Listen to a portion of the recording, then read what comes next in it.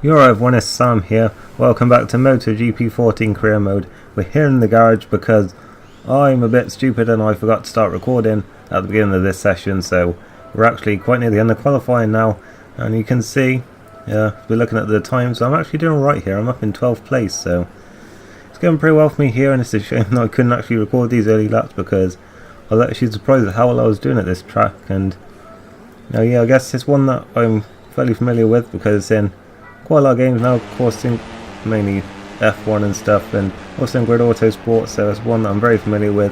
Of course, completely different on bikes, but you can see here towards the end of the session I actually was on a lap with 3 red sectors here, so we may even be looking at pole position here towards the end of the session. And but unfortunately this final sector is one that I really struggle with, and luckily that's another place there that you can run wide without a penalty time, because I actually forgot to turn that off again, which is really annoying. But look, heading to the line now then. We might get a little bit of slipstream here from, I think it's Nicky up ahead of us, but we're coming across the line now and it's 7th place, and that was the best time that I could manage. And look at that then, we're actually going to be 7th on the grid then, just behind our teammate Efren Vasquez. There's Jack Miller on pole there, you can see, followed by the two Hondas of Rins and Marquez, or Marquez and Rins I guess you'd say there, but never mind. You can see our other teammate John McPhee is down in 14th place. And looking further back, you can see it's actually some different guys racing here. Yeah, actually, I think it changes from race to race which ones that don't. It tends to be back markers that are normally left out. A warm welcome to the United States to all our viewers. We're here at the Circuit of the Americas to bring you live coverage of the Moto3 race. The riders are going to have to put up with some inconsistent weather over the course of the day. At the moment, the surface is wet after some light rain, but we don't have any precise information about conditions later on. Oh goody, a wet race. That's just what I needed after my best qualifying of my career. Oh, that is just fantastic, isn't it? And I hadn't actually done any wet weather riding on this game up until this point, so really looking forward to this one. I mean, I know we're in Texas, but I had the bad feeling that I would be ending up on a bucking bronco ride here at some point. And here we are then, we've got the lights, and we are away, and I've managed to stand at this point so far, so it's looking pretty good for us here.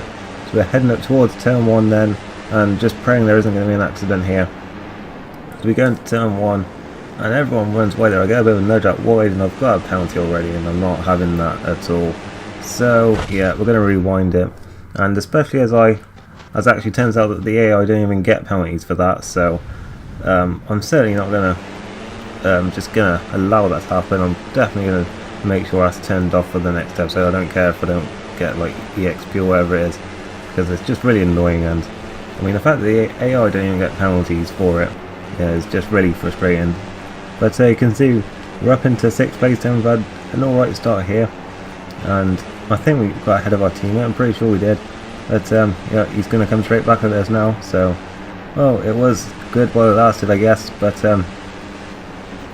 yeah, one thing that's really changed on this game from 13 is that the bike actually does feel completely different when you're riding in the wet. I mean, in MotoGP, the rain was literally just cosmetic. That it didn't make any difference to the bike handling at all.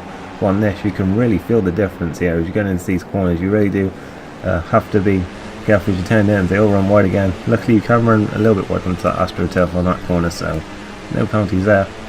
And you're in the slipstream now, another long straight to get some nice slipstream off, and we're getting in behind our teammate. Then we're going to be up into 7th place here then. I think our target again was probably 15th, since we didn't even manage that in Qatar, so it might even be less than that. Well, I can't even remember now, and of course I didn't record it, so well done, Sam. Banyaya's passing us now, and Vasquez has run wide, so he's going to get past both of us there. But I might look back at these two now. I'm on the inside of Vasquez, but I kind of got a little bit blocked out on the apex there by Banyaya, so it was difficult for me to pull off the move. And now Oliveira's coming through as well. It looks like he might have a look at Vasquez as well, so certainly these racing teams generally bikes are going backwards here, as we're down into 9th and 11th here, it looks like, as Antonelli is joining us as well. But I'm going to have a look at him. I give him a bit of a nudge there, and push him out wide, and I'm very sorry to him because he crashes enough on his own without me hitting him. And yeah, I'm down to 10th place for now, and gonna come across the line now in a second. You can see there's another nice straight for slipstream in here. As you can see that, yeah, it looks like it's going to be I think that's Hanukkah there coming through on us. No, it's Danny Ken actually on the Husqvarna. You can see there we actually unlocked a new R&D update thing there. I think I'd set one for the race, I guess. So here we are then. It's still in 10th place at the end of the first lap, but going back to what I was saying before, you can really notice the difference here in the wet conditions. The bike is very difficult to handle. It certainly, if I thought it understeered a lot before, then it certainly is now. But I guess everyone's kind of suffering from that here, so I guess maybe that's why I'm enjoying the conditions more. Although I didn't really explain why I was 7th on the grid, but never mind. And you know, then, and we were actually level with Oliveira there in the first sector. So I mean, I know that from qualifying that in the first 3 sectors, that's where I have the advantage over the AI, because well, I mean, I was the fastest of anyone through all those sectors, but it just went downhill in the 4th and final sector. So it's certainly in this part of the track that I want to be getting the positions. Like, have a look at Vasquez and Bagnaia, but I'll use that to both of them again. It's just like Qatar, where I'm pulling off the move, but then they're just going straight back at me and not being very forgiving at all if I run a little bit wide. But here we are then in the spray coming down this straight, and it would be good if, like, it was like an F1 where the camera gets full of water. I mean, it would make it a lot more difficult, but it would be very cool if that was the case, and I messed up my braking completely there. Quite lucky not to get a penalty as well. I mean, if I'd gone off the AstroTurf, I probably would have done.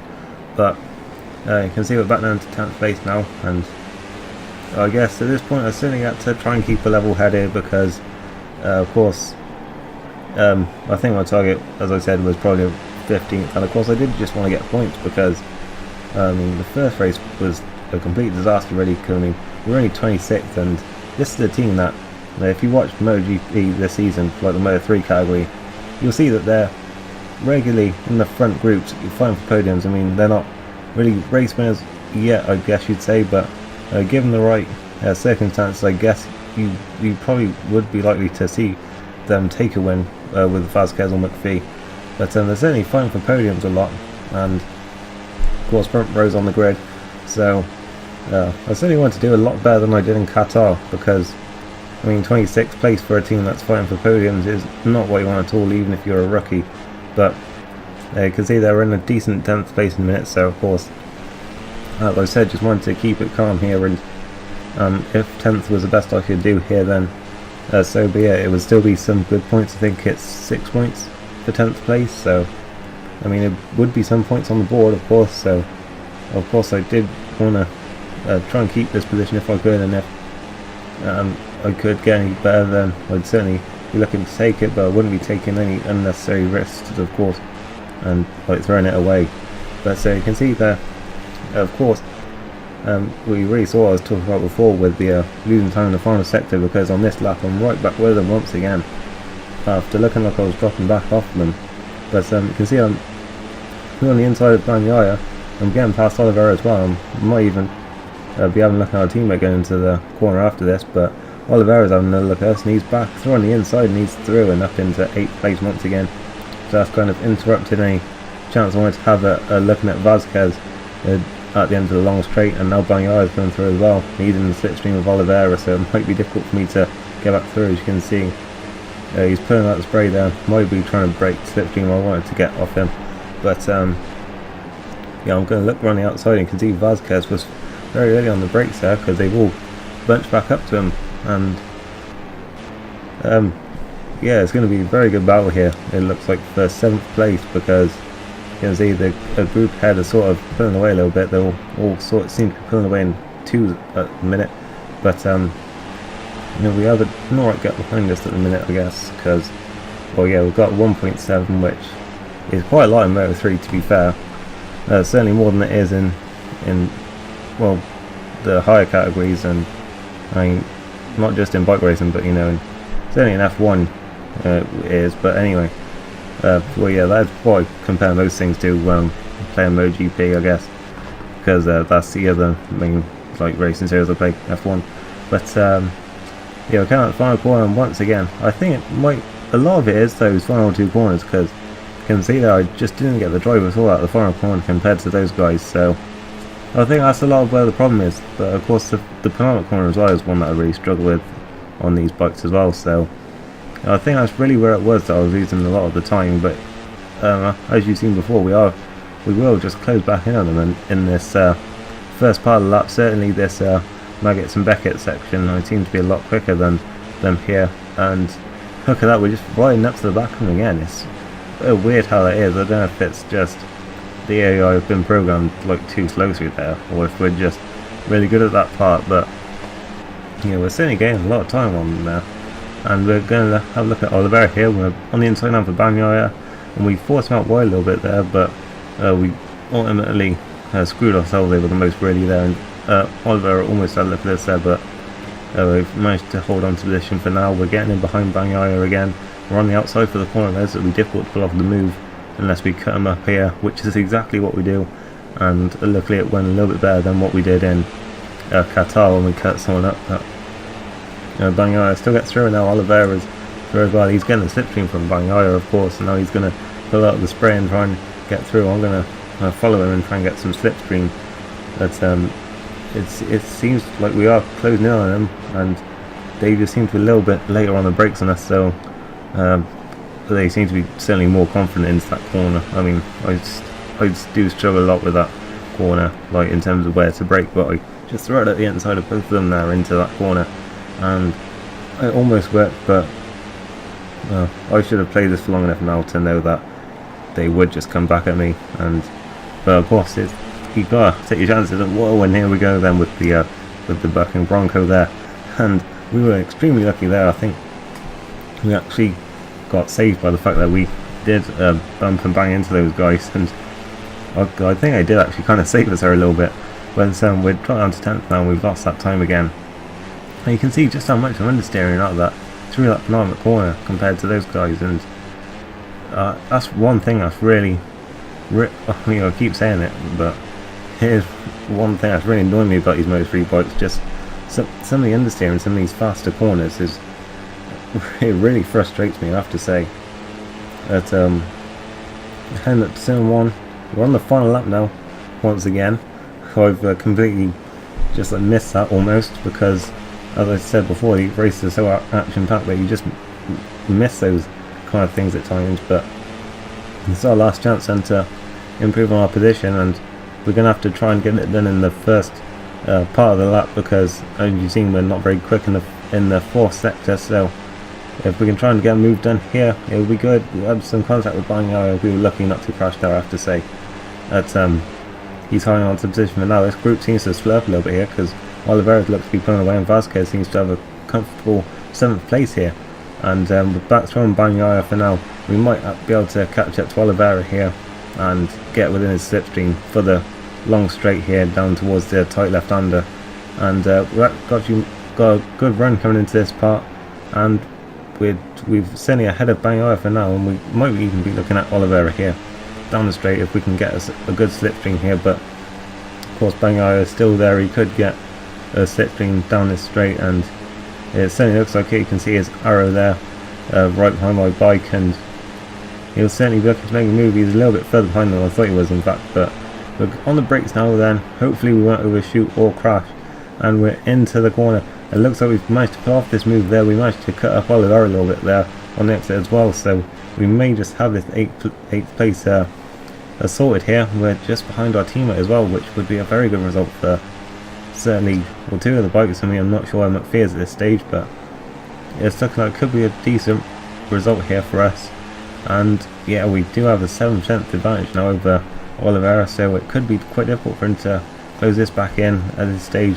I mean, we're not going to catch Vasquez at this point, but we still have to defend behind us. But heading into the penultimate corner, I was really hoping I wouldn't mess this one up, or the final corner, and the last thing I wanted was them to out-drag me to the line, as they did actually seem quite far back there, has to be said. You can see they had an overtake for the win right at the end there between the 2 teammates, Rins and Marquez. But it looks like we've got, yes, 8th place order as we come to the line, and Vasquez is 7th, and there we are in 8th place. So a very good result for us there. Our first points of our career, because the wildcard points to actually account. And look at that then, championship points for us in 8th place. That's 8 points, I believe. So that is a very good result for us. You can see there, all 3 of our bikes were in the points in 7th, 8th and 13th. And yeah, here are the full results. And a few riders didn't make it to the finish. Anthony didn't make it to the finish. Then we did have a bit of contact with him earlier on. I wonder if he had yet another crash. I mean, don't want to be too harsh on the guy, but it wouldn't be unlike him. But here's the championship standings, and Rins with that win is now at the top of the standings. There's our teammate Vasquez in 7th place at the minute with 18 points. I think he's got 7th place in both races so far, in fact. And there we are, straight up into 11th place, just behind our fellow Brit Danny Kent, and we're ahead of John McPhee as well. So that's very good for us there. Quite a few guys and girls with who are still yet to score. But yeah, there we are then, straight up into 11th, and in the constructors we're now leading, although not that my points have come towards it in any way, of course, but still Honda top of the constructors for now. So that's a lot of positive to take away from this race. So that's it for this episode. If you enjoyed it, leave a like, and I'll see you next time where we'll be racing at the brand new track in Argentina. Thank you for watching, and goodbye.